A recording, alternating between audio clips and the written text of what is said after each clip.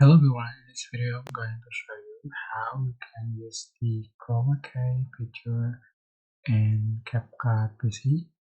So, for example, I'm going to select the image and I'm just going to remove the red color and I'm just going to change for the red color.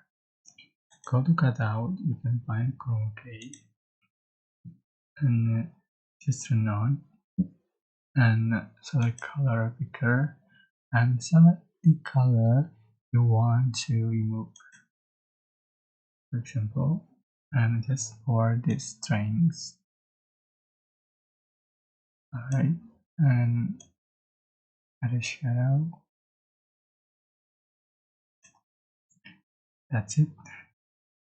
And you can also change for the color by adding canvas. Select basic and select canvas, select color.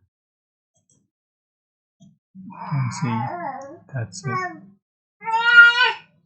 I hope this tutorial was helpful for you. Don't forget to like, comment, share, and also subscribe. Thank you so much for watching.